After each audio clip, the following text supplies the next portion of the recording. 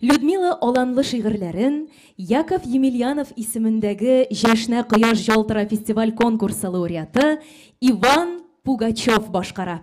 Каршы алыгыз.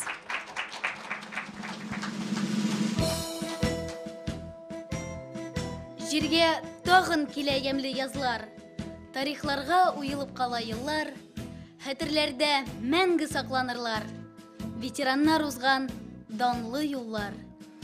Бүгенге көн тыныч булсын өчен, кызганмыйча гомерләрен, көчен, утка кергән алар, канын биргән, азат илдә без яшәсен өчен.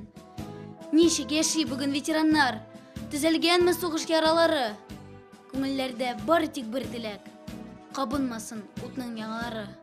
Рәхмәт сезгә, батыр ветераннар, саклап калган өчен илебез, мәңгелек дан сезгә каһарманнар. Тыныч булсын җир һәм күгебез.